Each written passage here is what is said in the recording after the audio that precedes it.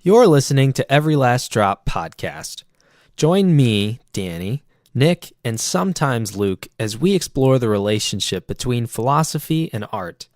If you enjoyed today's show and want to contribute to what we're doing, visit everylastdroppodcast.com/contribute. We greatly appreciate your support. Enjoy the show.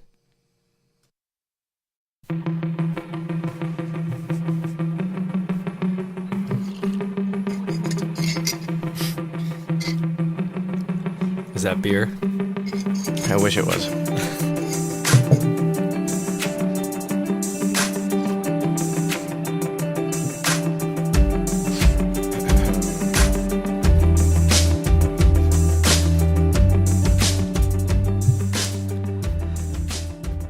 Hello.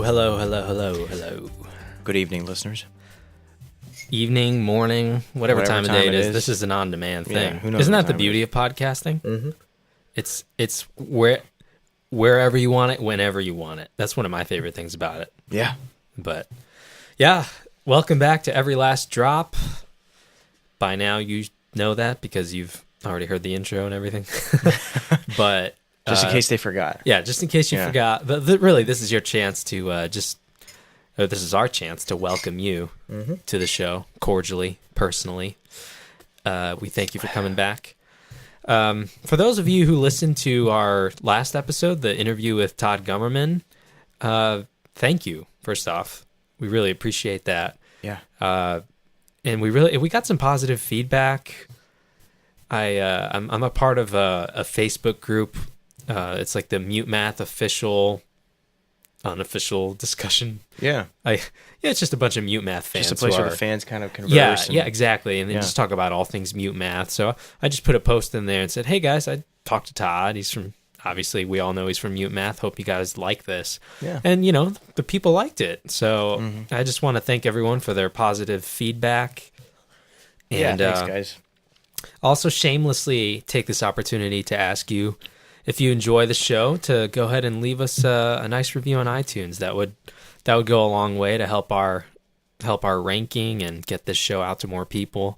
And if you like it, going beyond the review thing, why don't you give us a share on social media, like our Facebook page, and when we post, go ahead and share that, or spread the word. Just tell other people about it. Yeah. If you think it's a good show, if you got something out of it, if you enjoyed it, and you think someone else will, just let them know. We would really appreciate that. Next time you go into work, go get your boss and tell him to tell your boss, he or she, to hold a meeting and just tell everybody about this. Issue podcast. A memo. Yeah, right.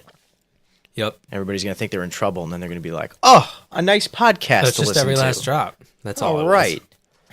Yeah. So we're kind of we're in the beginning stages of this, admittedly.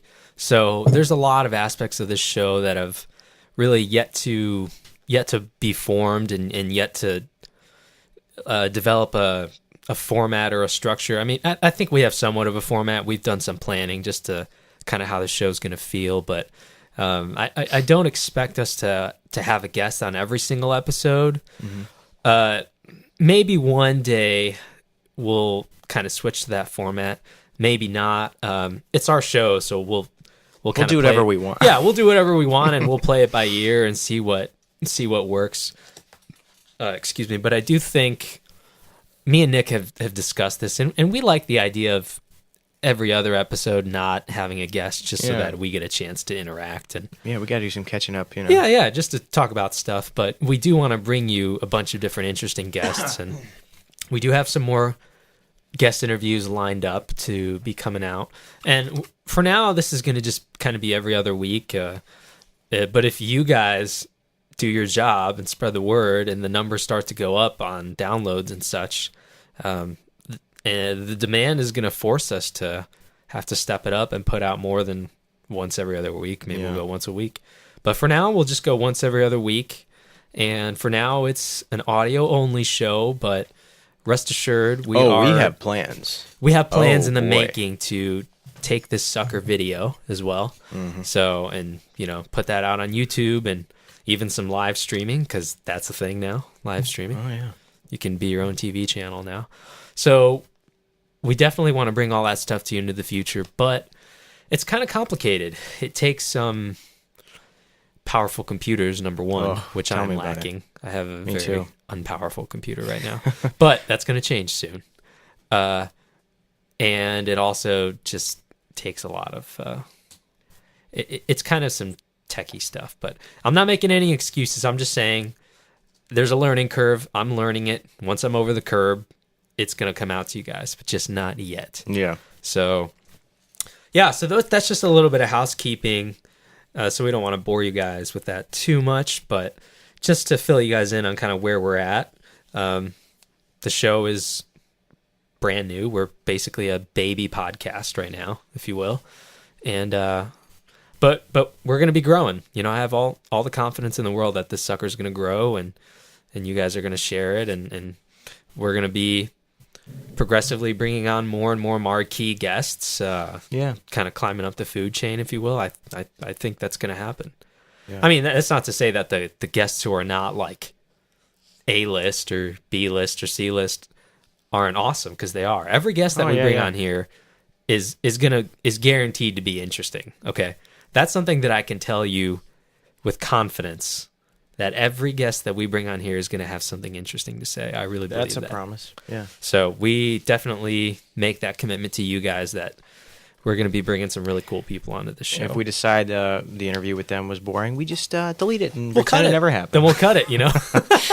That's the beauty of it. It's our show. Thanks for being on our show. Go home. You'll never hear this episode. Yeah. So, just kidding. We actually do have some episodes that are kind of in the bank, just to be honest with you. And on one of the episodes that will be coming out later, we mentioned a book called Steal Like an Artist by Austin Kleon. Oh, yeah.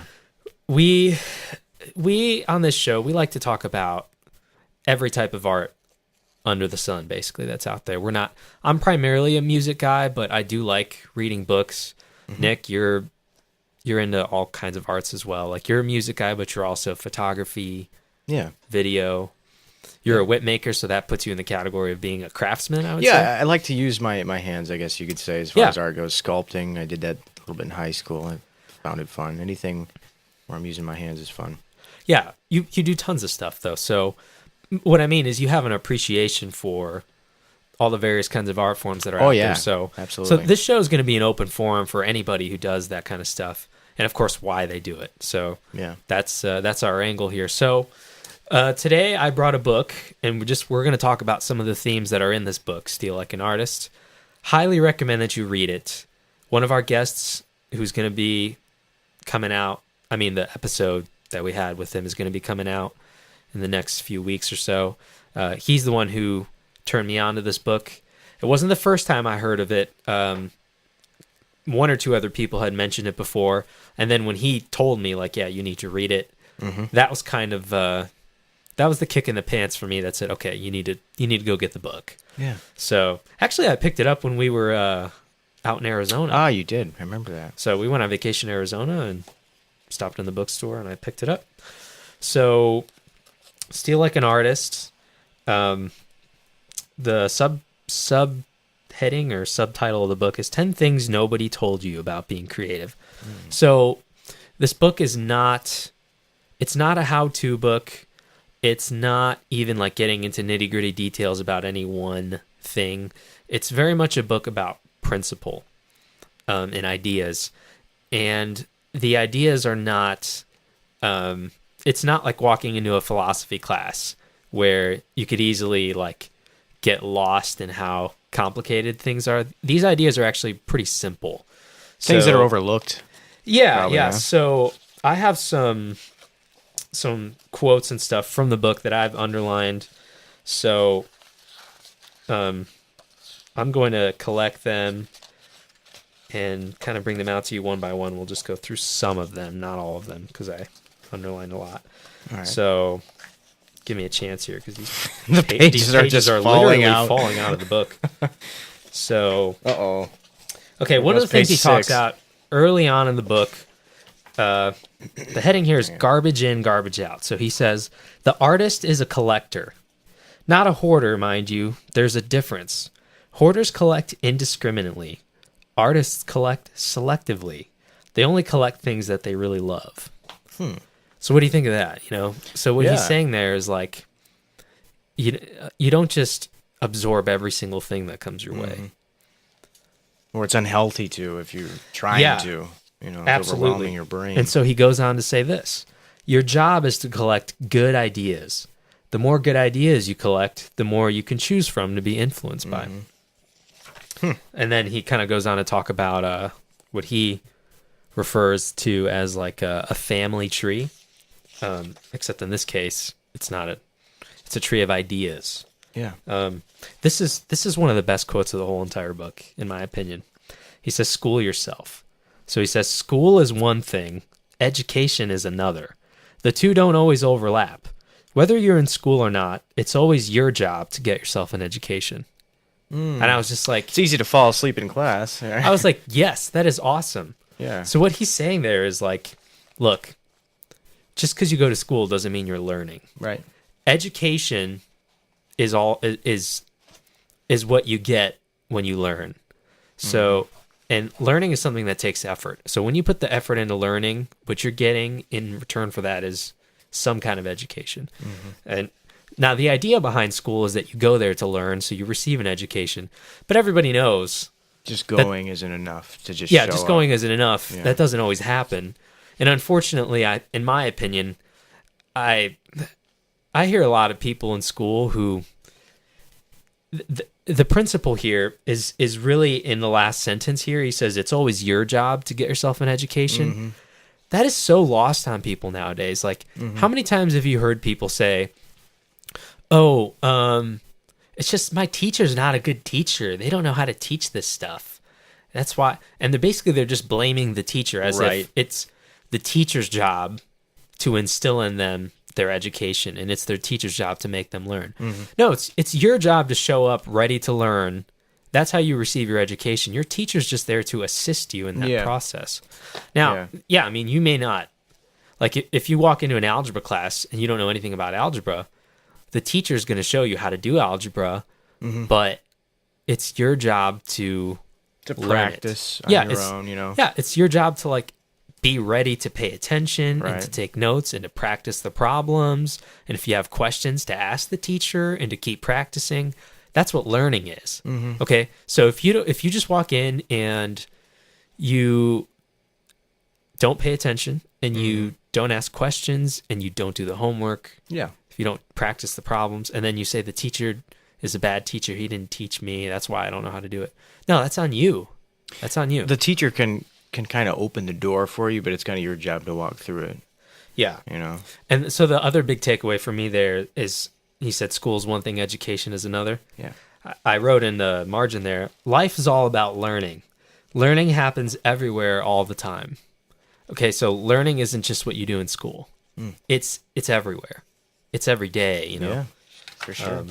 So I agree with that. Really liked it. Yeah. So another thing he talks about is, as the title suggests, stealing from people who you're really influenced by. There's a difference between literally just ripping off from somebody, like just like exactly change the words. Yeah, exactly. Like just change the words, or like copy a melody but just change one little note or something. There's one I can think of right now. That's not what Austin's talking about in his book. He says, because he's talking about stealing from those influences that you're getting and collecting in your family tree of ideas. So he says, what to copy is a little bit trickier. Don't just steal the style, steal the thinking behind the style. You don't want to look like your heroes, you want to see like your heroes. The reason to copy your heroes in their style is so that you might somehow get a glimpse into their minds. That's what you really want, to internalize their way of looking at the world.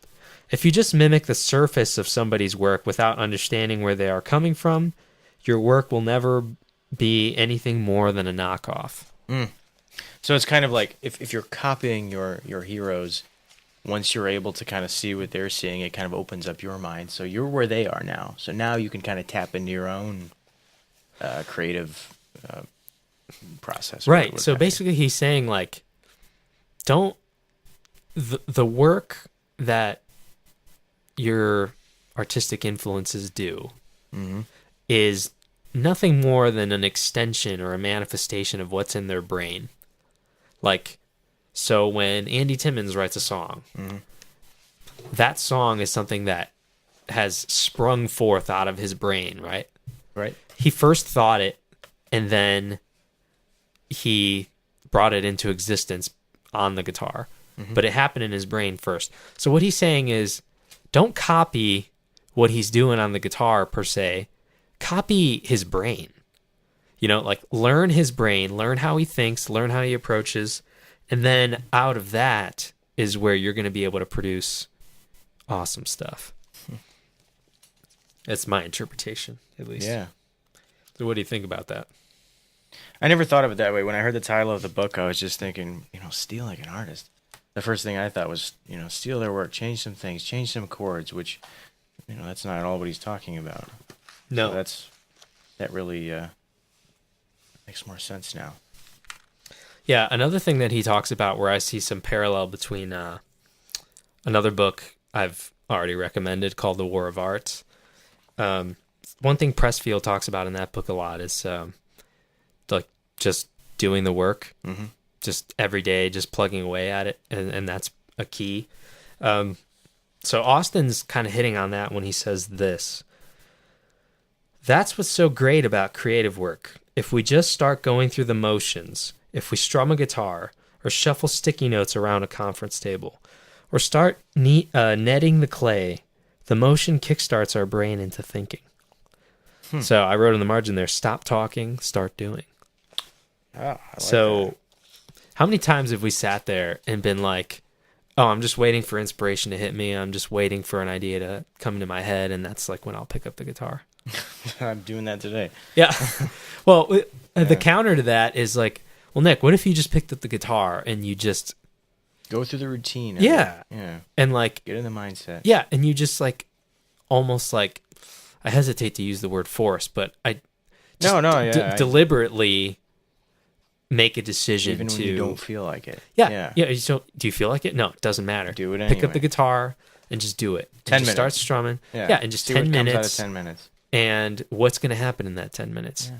Now, you tell me what's better.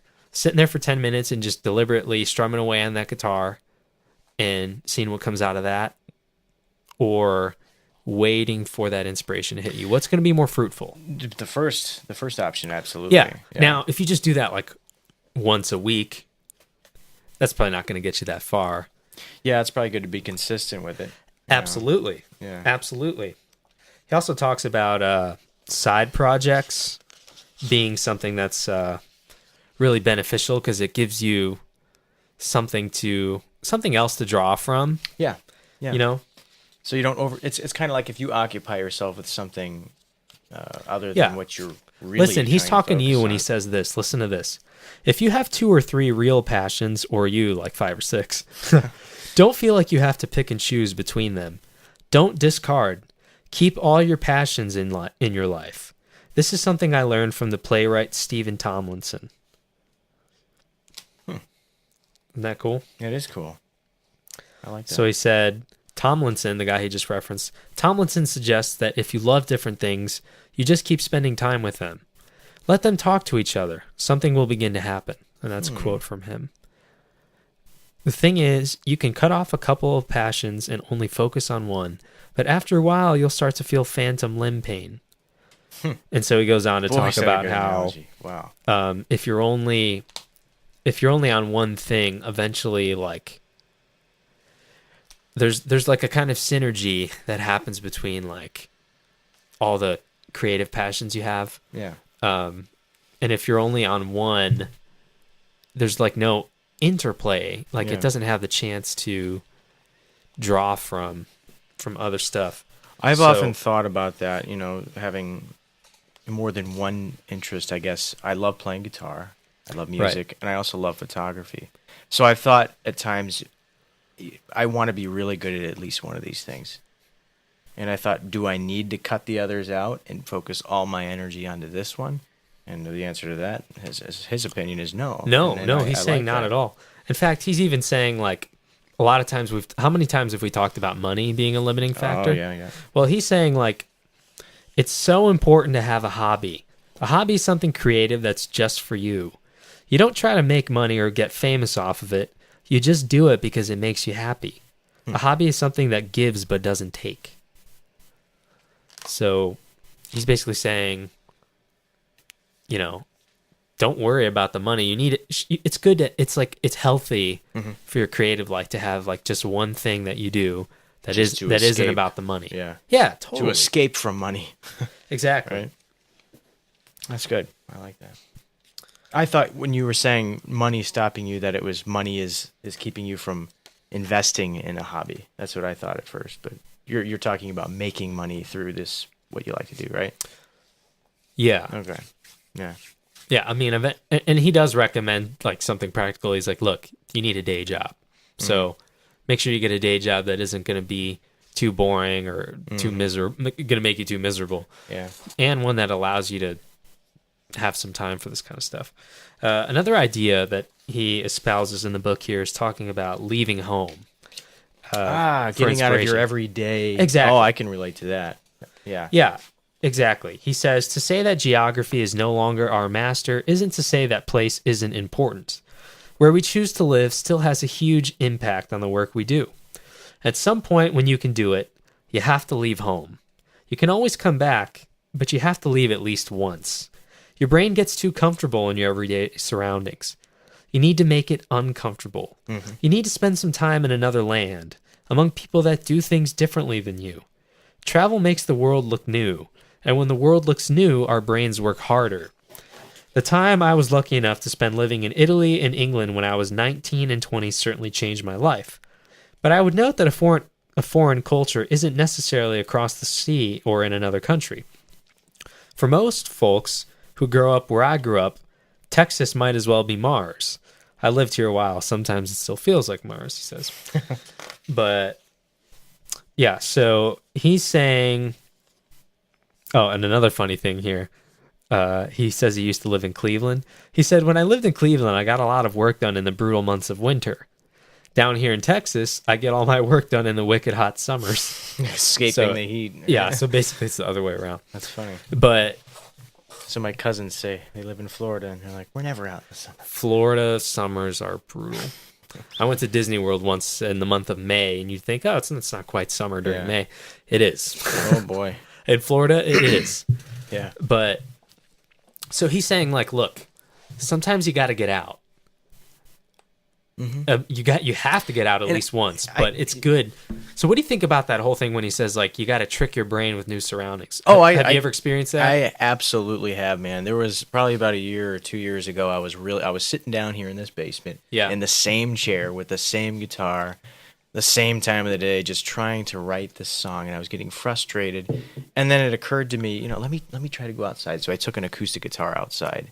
And I did find that it helped me to being in a different and that's place, just a small getting example. out of the routine, That's just a small little It example, is. like just stepping outside and getting kind of more surrounded by nature, where down here in the basement, you're not surrounded by trees and, grass and just even like simple little basic things like that. But now imagine like, the most recent example that we can think of where we really got out of our surroundings is, I said earlier, we went on vacation to Arizona.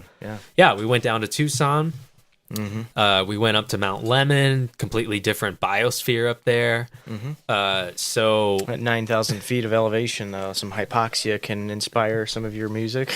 Right, yeah, and it's just more mountainous and it's beautiful. So now imagine like going to the Rocky Mountains or something. You bring your guitar with you, or you travel to a different country, like he said he did. Yeah, his cases were, his examples were very extreme. Mine have not been that. I just see it in little ways. Like today, I'm gonna go downtown and bring my acoustic guitar, but I can't imagine, if you're going to live somewhere for, a year or whatever. Yeah, that's extreme, man. I can't. Or just short little bursts, you know. So, is this something that you think you should try to incorporate more of? Oh yeah, absolutely. Yeah. And I think for myself, it doesn't have to be as extreme as moving away. I think just getting out for the day Yeah. is sufficient at this point for me. Especially when you work from home. Yeah, right, Like, right. Both of us do a lot. Oh, yeah. You more than me, but... So, let's see. I've got some more underlined stuff. Hey, you. Yeah, you. Who's listening to this show right now? I bet there's a good chance you aren't following us on social media. Let's fix that. Look up Every Last Drop Podcast on Facebook and like our page. Find us on Twitter at ELD Podcast. And find us on Instagram under the same name, at ELD Podcast. So won't you do me a kindness and follow us? Do it now. Well, we'll just go on. This chapter, the context here is he's talking about trying to make friends, not enemies. So he says, the trouble with creative work, sometimes by the time people catch on to what's valuable about what you do, you're either A, bored to death with it, or B, dead. You can't go looking for validation from external sources. And this is what I underlined. That's Once my you put your biggest work problem. into the world, you have no control over the way people will react to it. Okay. And so further down the page, he says, not everybody will get it. People will misinterpret you and what you do. They might even call you names. So get comfortable with being misunderstood, disparaged, or ignored. The trick is to be too busy doing your work to care. For me, that's one of my biggest obstacles, thinking, oh, this isn't going to be good enough. Not only am I concerned about other people not being satisfied with it, but I'm also concerned about myself not being, content with my own creation. Let me ask you this. Let's say you put out a song or a video on YouTube or something. Do you read the comments section? Oh, God, yeah. It's like one of the first things I'll do is day after I post it, I'll be in the comments. Okay, so who likes it? Who doesn't like it? What do you think is better then? Just ignore the comment section and just keep creating? Ooh, probably. Yeah. I would think so, yeah. Now, by the same token, he goes on to say what he calls keeping a praise file. So the gist here, what he's saying is, he says, life is a lonely business, often filled with discouragement and rejection. Yes, validation is for parking, but it's still a tremendous boost when people say nice things about your work. So basically what he says is, keep a record. When someone actually does give you a huge compliment, like, yes, keep it on record and file it away. And whenever you kind of get into a dark time when you feel like people are just criticizing you, it doesn't hurt to go back and pull it up and say, hey, you know what? There's a time when such and such said this about what I do. Of course, such and such said this. Yeah. So, screw those people. They don't get it. Yeah, and of course, we don't have to write down the criticism, right? That just automatically sticks in our mind. We always can remember the negative. In my case, the negatives always stick out more to me. If there's 10 people that liked my video and one that didn't, my mind automatically remembers Goes to the guy one who said, I hate this. Or if 10 people compliment you and one guy insults you, which one do you remember the most? Insult. Me too. Yeah, it's a terrible thing that's the way it is, Me too. Why is it so? that way? Yeah, and so a couple more things that he says, and these are his practical tips, is he says, get yourself a calendar. And so really he's recommending taking it one day at a time and like these little small victories. Yep.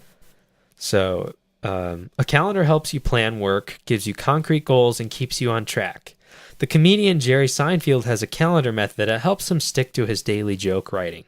He suggests that you get a wall calendar that shows you the whole year. Then you break your work into daily chunks.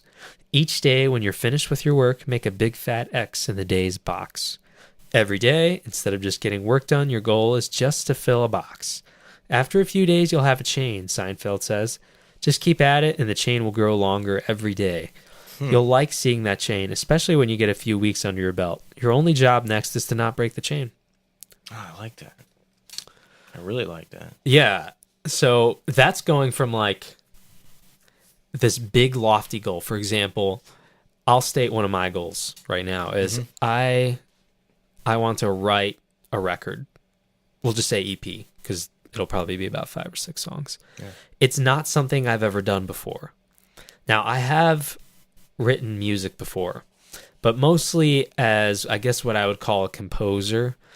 And the difference there being, when I think of songwriter, I think of somebody who writes a song with lyrics and those lyrics are conveying some kind of message or a story or a theme, versus a composer is someone who's like crafting a piece of music without lyrics in it, and you can still be trying to convey something, obviously, because the mood of the music, the sounds, the textures, all that stuff is all those elements add up to create a certain kind of atmosphere, a certain kind of feeling.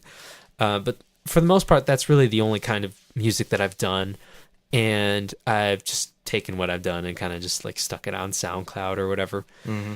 But I have not really, I think I've only written maybe at least one, and I have started one or two other songs where I've got lyrics, and I don't consider myself a good singer, but I'm not awful, by the way, but I'm just not like a great singer. But I'm passionate about music and like songwriting, and like I have things to say. I have themes and ideas that I would just love to convey, but I've never done it before. So according to this, it's like, look, the overall goal is the 6-song EP, that record you want to put out. Getting it done. Yeah, so whether what do or you not do? It's perfect to your standards or Of not, course. But so what are you going to do? Are you just going to say, maybe it'll be out like next year, 2017? Sometime. Sometime. Or what if I like bought a calendar and I stuck it up on my wall and I said, tomorrow I'm going to, the goal for tomorrow is get up at 8 a.m. and pick up my acoustic guitar and write till 9 a.m. Pick up and just like brainstorm chord progressions and melodies and ideas. And you don't even have to like come up with lyrics. You can just start to hum melodies and just create little voice memos on your iPhone or something. Oh, yeah. And just do that like every day, or just Monday through Friday, or you could take one of those days off. You wouldn't even have to do every day. Yeah, that's very important. Yeah. Yeah. So really, like I should just be doing that every day, and I'm not. So like, what's the matter with you? What's my excuse? Does that book mean nothing to you? Yeah, exactly. Yeah, so, but that's great. Yeah. Advice, Well, what's your creative? Let's talk about a creative goal that you have, and what it's going to take to get there. Sure. Well, one of my goals is next year, 2017. I want to create a video, a film of a collection of time-lapse videos from the plains, whether it's tornadoes or thunderstorms.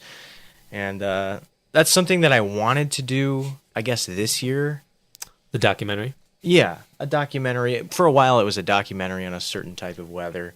But that, it's getting out there and it's shooting. Yeah. You know what I mean? Whether or not... Originally, it was going to be like a Dust Devil documentary. It was going to be about dust devils, for those of you who are unsure. That's a whirlwind that forms on a summer day. Usually you have them out in the desert. It just looks like a dusty tornado. Right. Usually forms. Yep, it's a little tornado in the dust. Yeah, yeah. Or the plains or something like that. Yeah, and I still want to do... I guess that's my... I guess we could use that as a goal that I have, and I want to eventually do that. But I wasn't setting... like you just said, dates to get, okay, I'm going to drive out to this field, and I'm going to get this shot, I'm going to write this script. I started doing it, but I started to, after that, I was getting lazy about it, and I would let a day go. And I think if I would have, as you read in the book, marked on a calendar, I'm getting this done tomorrow. Next week, I'm doing this part, and so on. That's going to, and then the more you get done, like he said, the more motivated you're gonna be. Yeah, yeah. He said Seinfeld was talking about like you've got a chain, or you've got like a streak going. Yeah. It's like a winning streak. You could think of it that way to boost your confidence. Like, look at all these X's in a row that I have. Yeah, and it can be I'm on a roll. Yeah, my form of that could be I'm on my computer looking at the different videos I have, and I'm saying, wow, this is coming together, and that motivates me to do more. Mm-hmm. So if you had to break that down practically, even more than that, what are like some examples of like some steps that you could take to start assembling a documentary or a movie like that? Yeah, if I want to be serious about a Dust Devil documentary, it could be putting money aside for plane tickets to Black Rock Desert, Nevada. Yeah, that's the prime place. So you've already got some footage from saving there, up. Yeah, I do have a little bit of footage. I wish it wasn't quite as windy that day. So that's one thing, setting money aside to do that. Camera equipment could be better.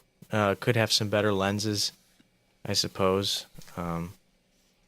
Mostly it's just deciding, having an outline of the whole film before I even start shooting it, so I know where it's going to go. Okay, so those are some steps you could say. All right, well, I can set money aside. I can take what I have and start to, I think one example could be like, search my hard drive and like take an inventory and know what I have and start to like create new folders and start organizing what I have. Mm-hmm. That could be like a place to start. Absolutely. Writing an outline could be another place to start. Yeah. Writing like content for voiceovers could be another place to start. Yeah, writing the narration. The narration. Like those are all steps to take. So you guys see how this is. You get the idea here. What he's talking about is you need to like break it down into chunks. So if you're out there and you're trying to write a book or you're trying to write a song or you're whatever, whatever, break it down into these chunks and put it on a calendar. And I know we're in the age of digital with smartphones and such, but I really think seeing it up on the wall like that really is a good thing. Yeah, I prefer writing stuff out. Yeah. So we're gonna do a couple more. And then we'll talk about some other stuff. So he says, marry well. And now what's cool is he's not talking about just who you choose to be your spouse. And he's saying that's important. But he says, and marry well doesn't just mean your life partner. It also means who you do business with, who you befriend, who you choose to be around. Relationships are hard enough, but it takes a real champion of a person to be married to someone who's obsessed with a creative pursuit. Lots of times you have to be a maid, a cook, a motivational speaker, a mother, and an editor all at once. A good partner keeps you grounded. A friend once remarked that living with an artist must make our house very inspiring. My wife joked, "Oh yeah, it's like living with Da Vinci." She's the best. So he's basically saying there, like, look, I'm not just talking about your life partner, as he says, or, who your spouse is going to be. He's saying, like, really what he means is who you choose to associate with. Yeah. So that one kind of speaks to it for itself, I think. Look to. So let's just take photography as an example, because you do photography, or actually let's go with whip making. Okay. Because this is something that you do more actively. When you go to those whip meetups. I do, Indianapolis. Now, this is a good example of that, I think, because when you go to the whip meetup, what you're doing is you're gathering with these like-minded people. A lot of them better at it than you, right? Absolutely, yeah. Now, how has it benefited you to be around people that are doing the same thing as you at a higher level in some cases? It's inspiring. It's kind of that extra kick, to pick up one of their pieces of work and just see the intricacy of it. Do you learn new things from it? Absolutely, I do. Well, I'm fortunate enough to have, these people I've been hanging out with, fellow whip makers, are very considerate and they're very kind to showing me, some of their methods and tips and tricks. But I do learn a lot from looking at their work, and they're teaching me stuff. They're beyond me. They've been doing it for years more than I have. So to have them is quite a gift, really. Right. Yeah. For sure. So the last thing he says here, and there's more content in this book, but as you can tell, this is kind of just a bird's eye view of some things I've picked out. So he says creativity is subtraction, and then the kind of subsection under that is choose what to leave out. So he's talking about how today's the age of, it's the information age, it's the age of overload. There's just so much content out there that you can just easily get overwhelmed. So he's saying the way to get over creative block is to simply place some constraints on yourself. It seems contradictory, but when it comes to creative work, limitations mean freedom. Whoa. Think about that. Yeah. So now you tell me what you think about this now, because that's not the first time I heard somebody say that. Like, we're both musicians, so let's say you open up your recording software, whatever it may be, Pro Tools, Cubase, Logic, whatever. and you've got like this world of possibilities, especially like if you've got a lot of software of like virtual instruments, you're like, even if you just open up one of them, like Massive or something, which is like a virtual synth from a company called Native Instruments, like you open up Massive, how many knobs are on that synth? So What is there, like 30 of them or something like yeah. that? Oh, Okay, yeah. so now don't you think it'd be easy to just like totally get caught on a rabbit trail and lost in the weeds, like just tweaking It's a a sound distraction, yeah. to make a preset? Yeah. Okay, so eventually, don't you think like having way too many choices and way too many options is actually something that weighs you down instead of like frees you to create Sure. more? Sure, So, it does. so that's one example of that. Yeah. Another one is just like time. How about deadlines? Oh, yeah. What do you think about deadlines? Oh, they're important. You got to have deadlines. Now, does a deadline, do you feel like that is constraining you, or do you feel like that's actually giving you more freedom? Well, more freedom because it gives you, if you say I have to get this done before then, you have more freedom to work on, other stuff after that. Right. So I'd say mostly it's a freedom because if you don't have a deadline, you're going to be working on that specific project for who knows how long, and that's going to be taking up time that you could be using for other things. So, yeah, deadlines, I think it gives you Yeah, more that's freedom. an interesting way. It's kind of counterintuitive, isn't it? Yeah. Because you think, oh, well, if I give myself a year to finish this, I'll have all the freedom in the world to do it. But like what you just said is so true. If you don't give yourself a deadline, like, no, it needs to be done in 2 months or a month. Think about like all the creative projects that are Slipping not getting by. done. Yeah, that because are you're just focused on what you should be getting done next week instead of in the next 3 or 4 months. Yeah. Yeah. So yeah, it does give you more freedom, so And most So- people, yeah, go I ahead. was going to say most people would, you take the Pro Tools or whatever, when you open it up, see all the the knobs and stuff, it's the first thing would think, well, there's so much stuff here. There's so many options. There's so many tools. Well, how could this not be freedom, where it's better just to pick up an acoustic guitar for writing and just write something, then you can move to something that has, more, all Yes. these options, all these And tools. that's something that I want to incorporate when I start writing, is like just write on the acoustic and just record the basics on voice memos on my iPhone. Yeah. Don't get on the computer, because I will get lost in the weeds on the computer. Oh, yeah. I'll start tweaking and editing stuff before it's even written. Mm-hmm. And you don't believe me, you don't want to get into that. Yeah. The rough outline needs to come. Whatever it is, my advice is get a basic form for something, a basic structure, a basic outline, whatever, some kind of rough draft. Before you even turn your computer on. Yeah, before you start getting into editing mode. Mm-hmm. I agree with that. Editing and revising is after you have a basic skeleton, so to speak, already composed. Whatever that may be, whether it's your song or your book or whatever. So, yeah, that's basically kind of an overview of Steal Like an Artist. It's a good book. Some good ideas and good principles in there that I think are really relevant to what we're talking about. So, yeah, go pick it up. I encourage you to read it and limit your options for sure. One thing that I found to be true with limiting your options, by the way, another thing about the software is like you can have like 50 different pieces of software that do the same thing, and you're like, which one do I use? Yeah. Like for example, I don't know, like a compressor or something. It's like, oh, I've got 10 compressors. Which one should I use? Wouldn't you be better off just having 1 or 2 at most? Yeah. Yeah, I think you would. Oh, yeah. So, all right, we're going to move on to our picks. To remind you, picks are a particular piece of art of any medium that we're into for the week. We're really digging it. It's inspiring us, or we're just enjoying it, and that we recommend everybody. So let's hit it. All right. What you got, brother? Yeah, so my friend Jake from California, I used to be roomies with him in a way. We lived in the same house, and his room was right next to mine, so I kind of consider him a roommate.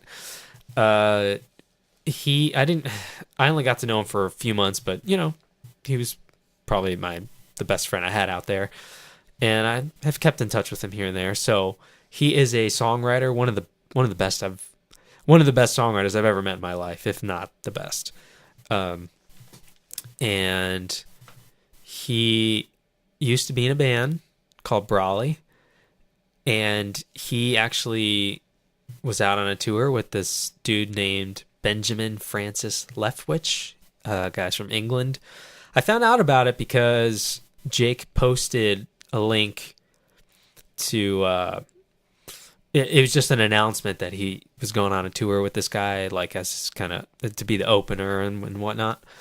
And I was like, oh, cool. Like I would love to go see Jake. I haven't seen him in a while. And so I just checked the dates to see if there was a date for Chicago, and there was. So I texted him and I was like, dude, you're coming to Chicago. That's awesome. I'm definitely going to be there.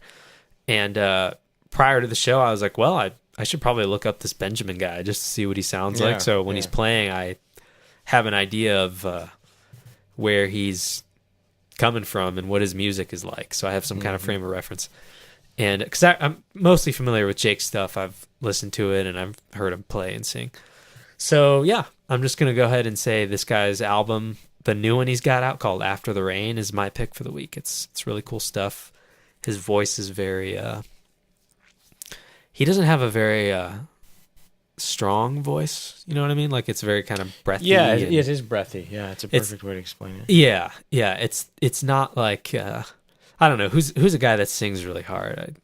Megadeth or something. I was just thinking more like, I don't know, like, let's say, like, you know how Aretha Franklin, the soul singer, like, you know how when she sings, she like belts it out? Yeah, it's almost where her voice is clipping. Yeah, exactly. Yeah. Well, this guy is the opposite of that. His voice is very soft, very breathy. Yeah.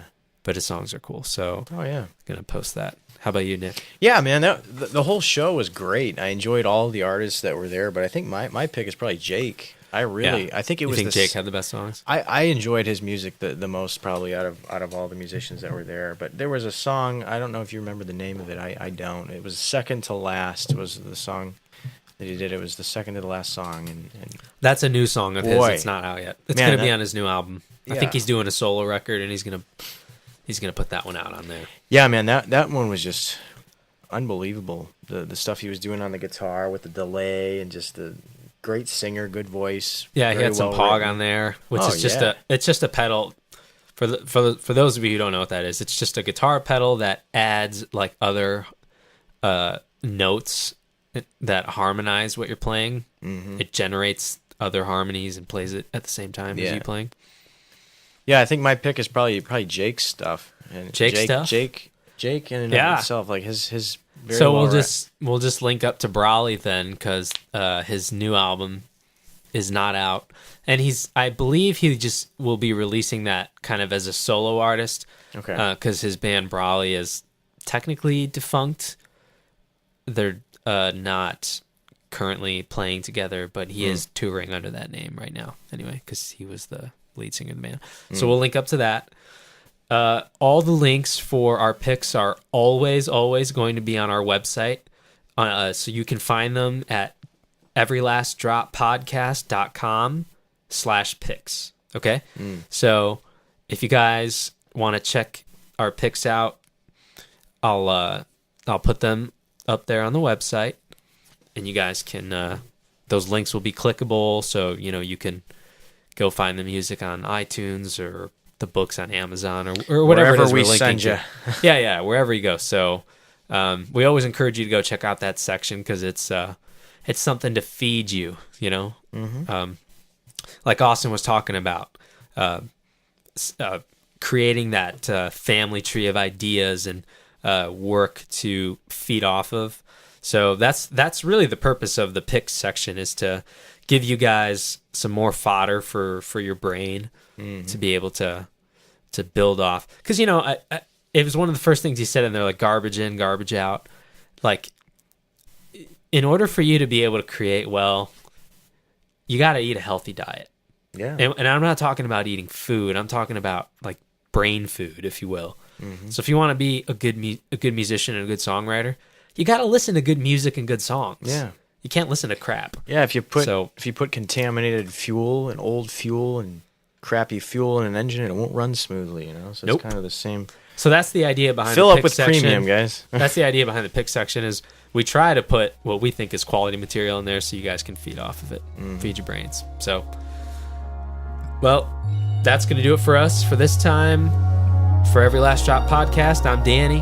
I'm Nick. Thanks for joining us. We'll catch you next time. Next time. See you guys. All right.